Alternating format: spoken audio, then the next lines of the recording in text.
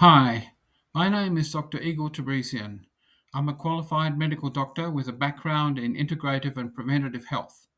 On this channel, I'll explore evidence informed approaches to optimize well being from nutrition, gut health to hormones, energy, and everything in between. Please note, this information I share is general in nature and not intended to be used as medical advice. Always consult your own healthcare professional before making any changes to your health routine. Welcome to the introduction to toxins. Many people are unaware that in their own homes there may be significant sources of harmful toxins. In fact, from what I can see, the health and safety people go through factories and other workplaces with a fine tooth comb, but nobody ever does that for your own house. So, common household toxins can be found in a variety of everyday items, including cleaning products like ammonia, personal care products like heavy metals, pesticides, plastics, certain foods, and even building materials. And while these products are often marketed as safe or effective, they can potentially contain dangerous chemicals and prove serious health risks. This is the basis of what we call sick building syndrome. One of the most prevalent categories of harmful substances in the home is volatile organic compounds, the VOCs. And these are chemicals that easily become vapors or gases, and they often are found in things like air fresheners, disinfectants, paints, varnishes, cleaning agents. And prolonged exposure to VOCs can irritate the eyes, nose, and the throat. They can trigger asthma-like symptoms, especially things like ammonia, cleaning agents. And in long-term exposure can damage the liver, kidneys, and central nervous system.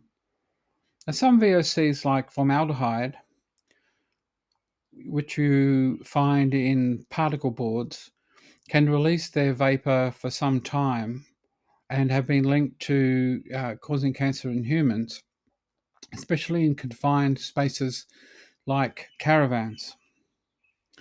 Now, the phthalates and the bisphenol A are two other types of toxic chemicals found in household items. Both the phthalates and the BPAs are known endocrine disruptors, meaning they interfere with hormones. They can cause developmental problems in children, an increased risk of chronic diseases such as obesity and diabetes. This is why the plastics industry created the Food Safe logo, which has a wine glass and a fork on it. Pesticides and herbicides used to control insects, rodents, or weeds, both inside and outside the home, and in fact, a fair amount in our food chain, are also hazardous. These chemicals are often applied to lawns, gardens, football clubs, golf courses, tennis courts, median strips, bowling clubs, all of these sorts of places, because no one's going to sit there and weed a large area. The toxic ingredients of these can linger on surfaces. You can inhale them, you can absorb them through the skin, and they can lead to all sorts of issues: neurological, respiratory, endocrine, and cancer. Then heavy metals such as lead, mercury, cadmium, nickel may also be present in older building materials, contaminated water, imported toys, or certain ceramic cookware. Long-term exposure to these substances, even at low levels, can accumulate in the body and cause lasting damage, especially to the brain. Children are especially vulnerable, and this is why we took lead out of leaded petrol, lead out of lead paints, lead out of leaded pencils. Still, there were still some cases not that long ago where children were severely poisoned by lead in cosmetics. Mercury amalgam fillings, large-sized fish, even cosmetics is where you'll find mercury. And nickel has also been found in cosmetics as well. And nickel sensitivity is the commonest cause of contact dermatitis in Europe and probably Australia. Now, even food can be a source of household toxins. So, non organic produce may be coated with pesticide residues.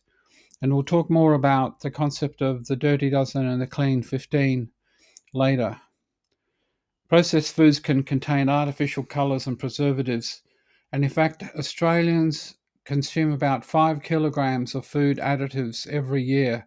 Some of these are carcinogenic, some of them actually can cause the developmental delays and behavioural disorders in children. And packing materials like aluminium can also leach into the food, especially when it's heated. So this is just the starting point of something a lot bigger, obviously, and I'll be covering these topics later at various times. But I hope that's given you a taste of what's going to come next.